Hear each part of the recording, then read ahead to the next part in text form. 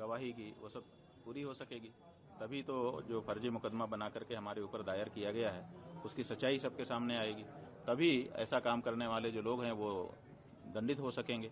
तो इसलिए आवश्यक है, हम यही कहना चाहेंगे कि न्यायालय लंबा समय न लगाते हुए इस पर थोड़ी सी द्रुत गति से काम करे, क्योंकि बहुत सारे लोगों की निगाह इस पर लगी रहेगी।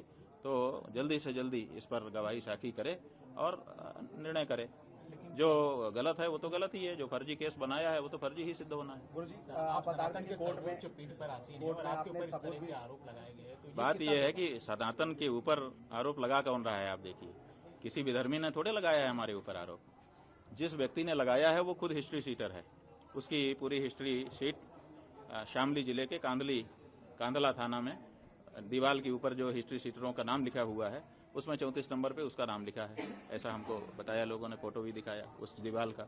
वहां पर जो रजिस्टर रखा है उसमें HS नंबर 76A उस व्यक्ति का नाम लिखा है। जाने कितने लोगों के ऊपर फर्जी मुकदमा डाल करके और उनको उगाही करना, यही उसका काम है।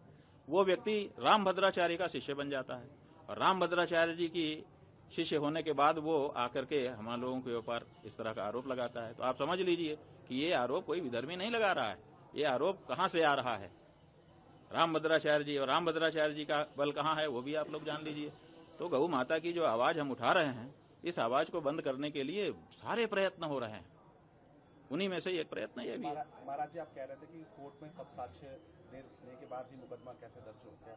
ऐसा है कि मुकदमा तो दर्ज होगा ना, बिना मुकदमा दर्ज हुए जांच कैसे होगी? और बिना जांच के अगर खारिज कर देगा तो आप कहेंगे साहब बिना जांच के खारिज कर दिया। इसलिए मुकदमा दर्ज होकर के उस पर जांच होकर के दूध का दूध पानी का पानी होना, यही प्रक्रिया है और ये प्रक्रिया बिल्कुल सही है, हम स्वागत करते हैं। आगे कार्रवाई आप आगे को कैसे तैयारी करेंगे? हमारी क्या तैयारी है? देखिए, जो सच है उसको क्या तैयारी करना है।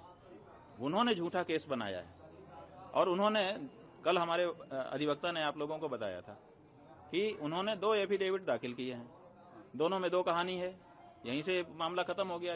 एक व्यक्ति शपथ पत्र पर 2 कहानी देता है, इसका मतलब उसकी एक कहानी तो झूठी है ना, आप इसी से अंदाजा लगा लीजिए। तो और बाकी जो कहानी में जो कमजोरी होगी वो वकील वहां पे खड़े होकर कोर्ट में बताएंगे, उसको हम कैसे आपके सामने बताएं। इसलिए कोई इसमें बाधा नहीं है, ये बिल्कुल उचित है, जो प्रक्रिया है उसका पालन किया जाना चाहिए और हम लोग न्यायालय में जो बाधा आ रही है उसको फेस करेंगे। ऐसी क्या बात है? हम थोड़े आदित्यनाथ हैं कि हमारे ऊपर का मुकदमा हटवा लो, ऐसी जरूरत नहीं है। हमारे ऊपर अगर कोई आक्षेप है तो हम भी उसका सामना करेंगे जैसे आम लोग करते हैं, ऐसी क्या बात है? और हमको अपनी न्यायपालिका पे भरोसा है और अपनी सच्चाई पे भरोसा है, क्या किस बात की चिंता?